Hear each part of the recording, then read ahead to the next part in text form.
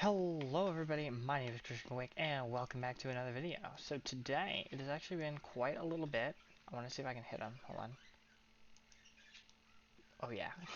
It's been a while since I've been in this world, but that's okay. I also don't normally do this, so I don't really know how to move around properly. But I'm getting around pretty smooth. Oop, I wanted to... Yeah, there we go. So, let's just, start with the... Oh, I think he's trying to spit at me. Oh, man. Well, it looks like I'm losing a pet today. Hello, hello. Oh my, it's been so long. That was recorded on January 20th, and look at it, about a month, well, a little bit more than a month later. So going back to this video, I just wanted to increase my render distance because I'm looking for some chickens. By the time I got to those chickens and I found them, it was really nice because I just had to lure them, and once I was able to lure them in, I just needed to put them in a little hole. And then once they're in the hole, now I have an infinite supply of eggs, and eggs are extremely useful. With those eggs, I was able to get those emeralds from the previous episode, and then I can finally make my first villager. I was able to make a nice little hole for him, and then I needed to keep him there for a little bit, because it turns out I need some gravel. I need lots of gravel. So I had to go around, because gravel makes flint, and I needed that flint for a fletching table. There is a piece, but I've had some accidents on the way, and I've also picked up some eggs. There were some other things that I was collecting around, and along my grand journey, I was finally able to get that fletching table, and now I'm able to get the stick trade. And the stick trade is very useful for trying to make profits, and with emeralds, it's grand.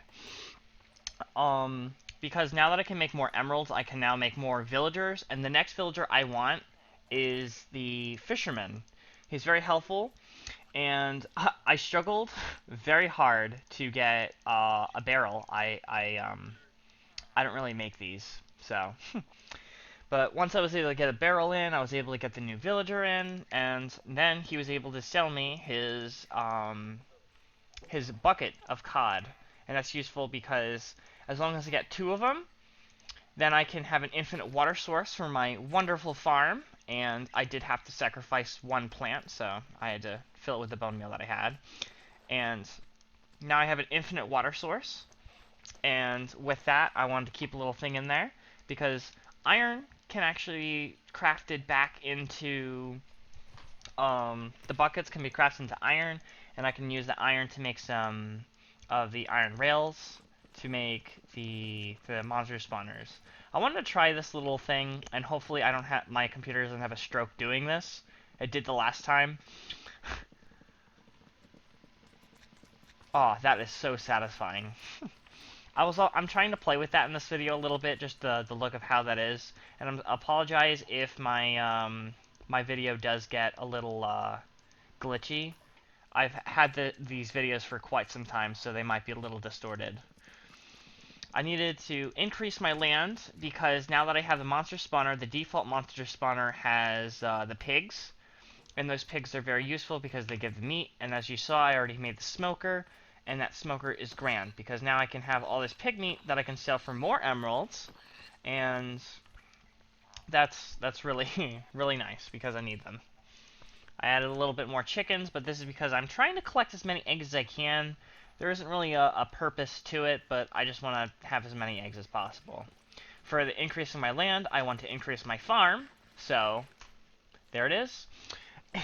And back to the pigs, I also had some leather because I wanted the cow eggs, and I also took the beef, and I was trying to make a horse egg, but even as the person who created this data pack, I still have some troubles trying to figure out what everything is because I just added so much stuff. But eventually I could figure it out. So I guess one of my goals is to see if I can have every type of egg, but main goal is to see if I can beat the dragon, and hopefully I can get a normal recording on time. But I think it even came to the extent where I literally, yeah, there's a sigh of disappointment. I think I had to literally look it up. Yep. There's just so many recipes in this. And it turns out I just needed a cow egg. But when I did kill those little group of cows, there were two who were kind enough to drop an egg for me. So I was finally able to get the horse, and eventually I'm going to try and get a pet horse later, but maybe I'll make more monster spawners, and we'll see how everything goes from here. Along and other side of that, and continuing on to my journey, apart from that, I have coal. I need more coal. I also want to make the stone cutter, so I smelted just a little bit of stone, but I need lots of wood. This is one time I was trying to get wood, and this is once again the closest I've ever come to dying, and looks like my fence was not able to protect me all that well, but it was just enough for me to survive this. It was really close, but in the end I survived. Back to getting the coal and the stone cutter. The thing about the stone cutter is it's like a reserve for tools.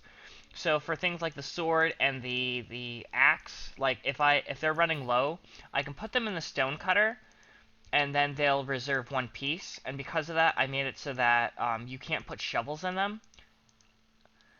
And once in a while, like for this, I just wanted to just get the advancement for it. There was no really idealness to it, but I want to try and also get as much iron and those little buckets, because that is going to be what's my armor. Once I get enough of that, it's going to be great, because, well, then then I won't die as easy, and this is the first iron I have. Feels great. I feel feel better.